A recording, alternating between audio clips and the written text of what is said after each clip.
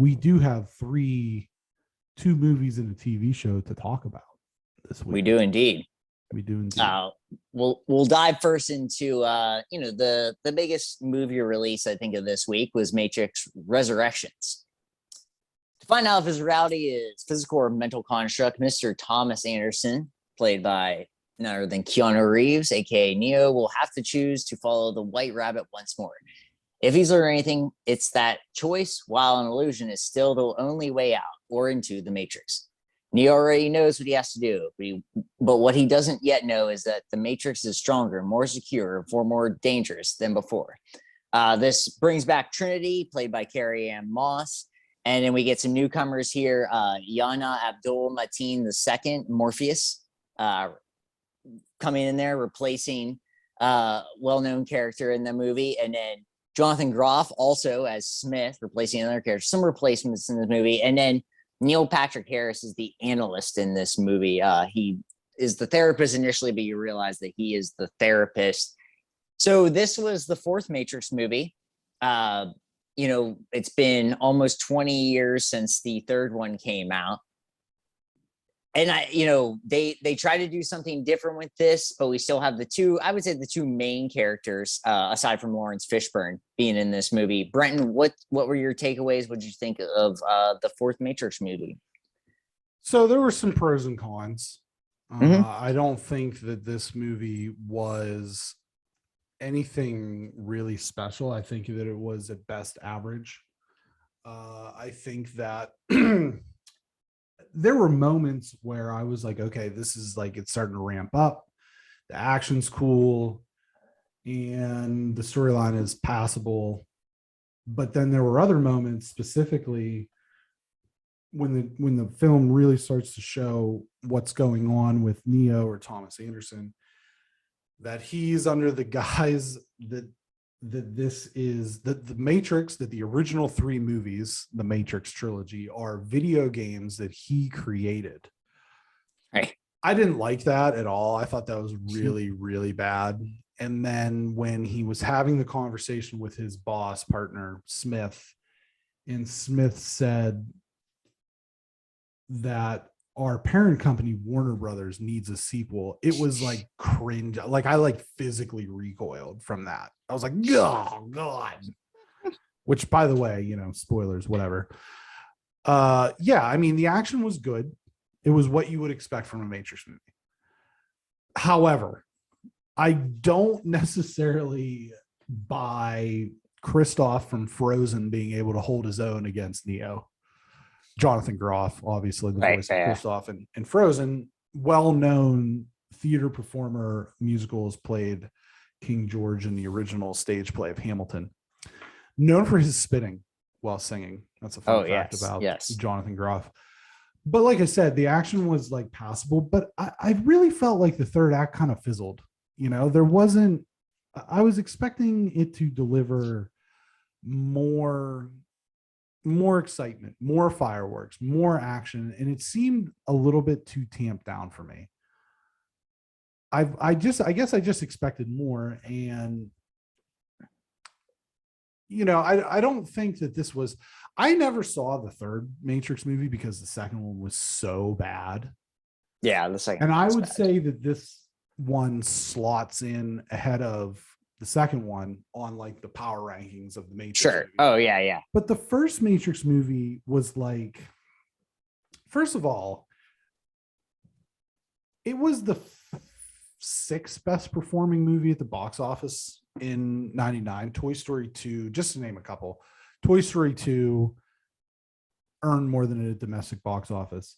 Austin Powers, I'm not sure which Austin Powers, whether it was 1 or 2, made more than The Matrix at the domestic box office. That was also the year The Phantom Menace came out, so that cleaned up and was number one. Right. The Matrix almost seemed, the original Matrix almost seemed like it was headed towards almost like a cult following. Yes. Versus becoming this thing. And I think that it did just well enough because this was like, VHS and DVDs were still rolling at this point. And it was kind of like, it did well enough at that level where it justified sequels, but then the sequels weren't good.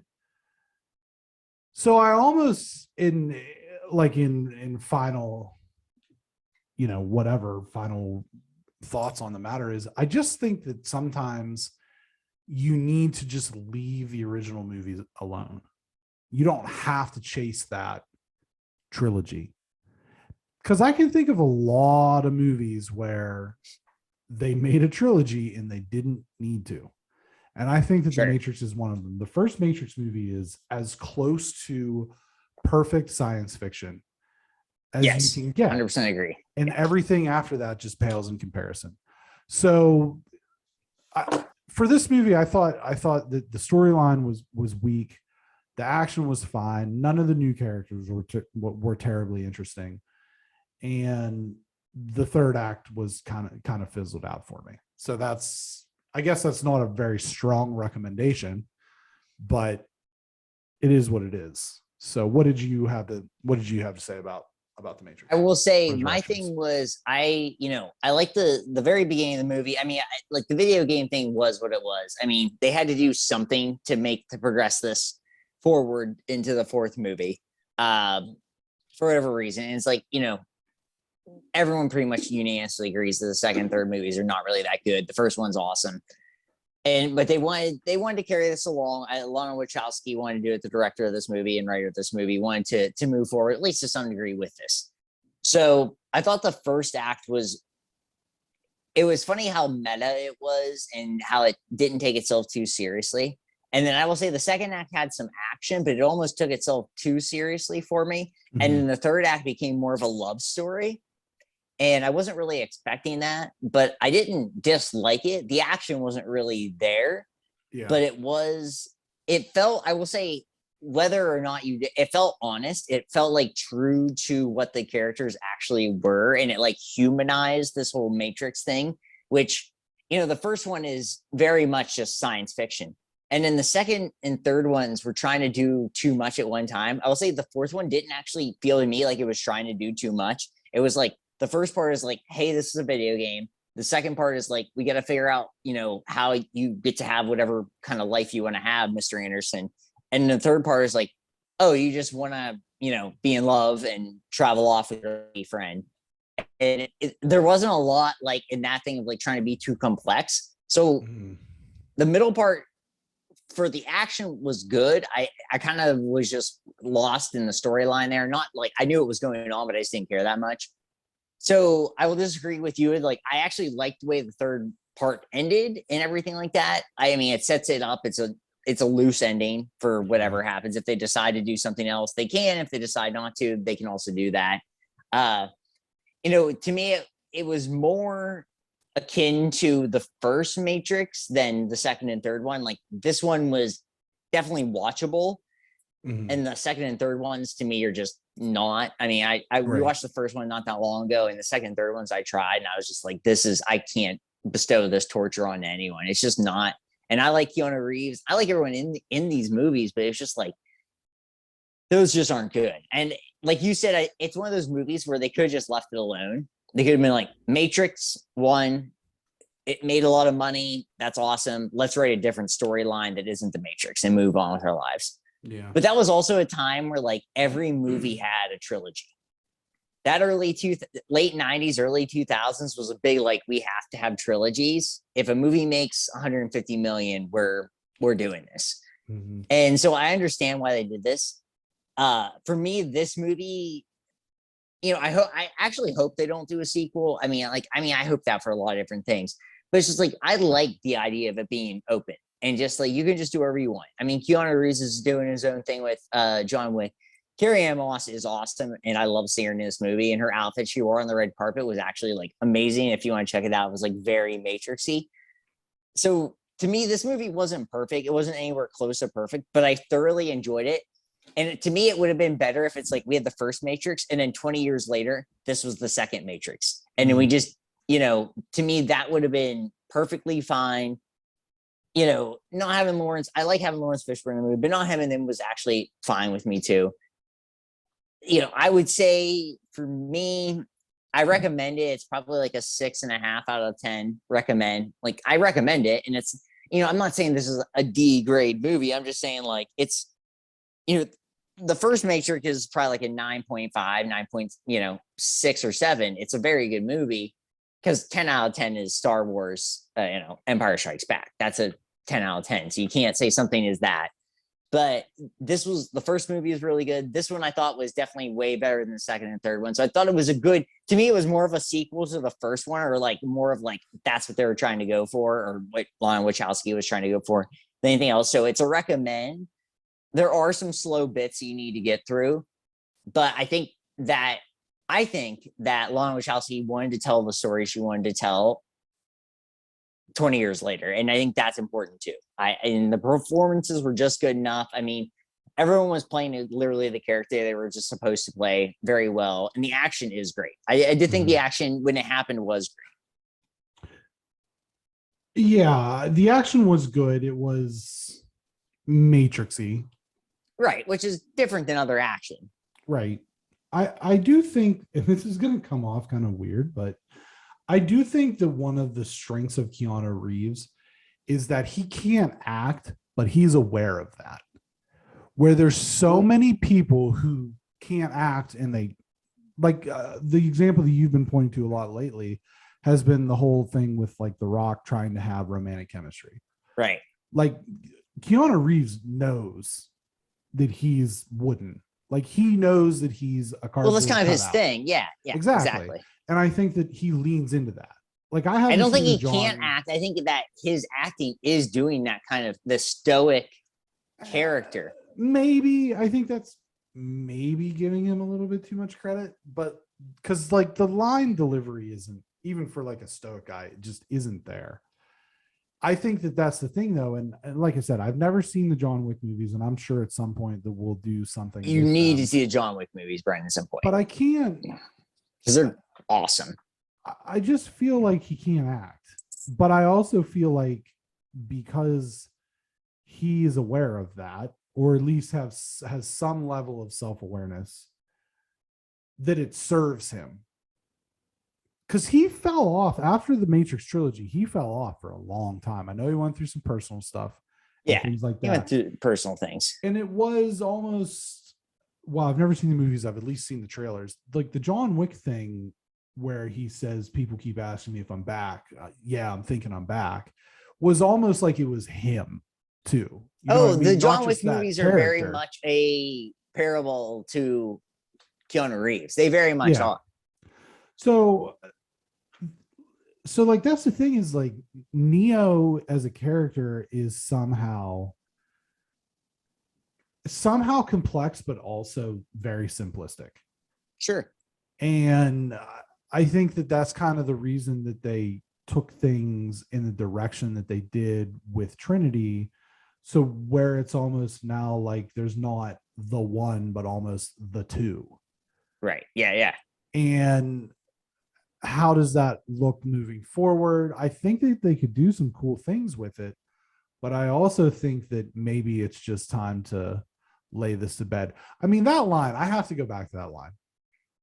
Well, our parent company, Warner Brothers, wants a sequel. Like that shit should have been in Space Jam. Yeah. You know what I mean? Because that was what that was. It was just like totally just canned bullshit. Yeah. And it was so cringy. And I guess that there are movies that you don't watch for the storyline. You just watch them for the action, right? Sure. But I don't think The Matrix is that, because the original Matrix was super complex and made you think, what if we're in a simulation? Like that shit's scary. You know what I mean? It's like real scary, like simulation theory, if you really get down to it. But do it. It is that if someone seriously is listening and like wants a deep dive, like they're a scientist or something, and they want to come and talk about that, let's do it. Let's deep dive.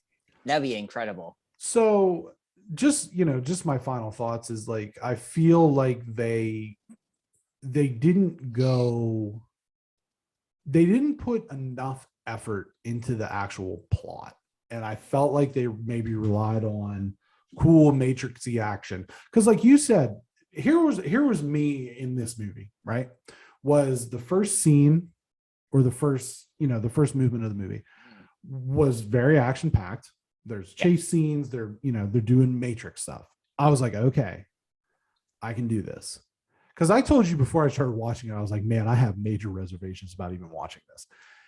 And then when it got to, because I think we started watching it around the same time, which is funny because we're 4 hours or 3 hours apart or whatever. Yeah. And it was the second movement where they're starting to kind of explain, this is Thomas Anderson now. This is what his life is. He's a video game designer. And you had said something, you're like, oh, I think this is going to be good. And I was like, I think we're going to have very different opinions at this movie. And then, but really have different opinions. Yeah. Then when it jumped back to, okay, this is Matrix stuff. This is Matrix action. We're waking him up. We're doing all this. Then I was like, okay, this is cool. I can do this. And then just the storyline. And then by that point, I was just plot committed and I had to finish it. But it was, I feel like the shortcomings of this film are that they relied too heavily on the action. The action wasn't that good. It wasn't good enough to be relied on in that way. And they just didn't put enough time into the plot. So that's where I'm kind of at. You said 6.5. I'd give it like maybe a 5. And I would say do not pay money to see this. If you have HBO Max, check it out. But I wouldn't go to the theater for this. I think if I would have paid money to see in theater, my rating might be different too. I mean, that's one of those things too, where like you get to sit home, you get to like take your bathroom breaks, you get to be like, oh, I need some water, stuff like that. And that helps. I mean, that's one of those like funny things, like ratings wise. I always wonder if like having it streaming helps movies. Yeah, I think so. I bet it does. I bet it really does. That'd be an interesting topic to actually dive into, because like, does the ability to take a break from a movie help it? I think it does. Yeah, maybe. So excuse me, that's The Matrix Resurrections. It's available until I think January 22nd on HBO Max. If you have HBO Max, check that out.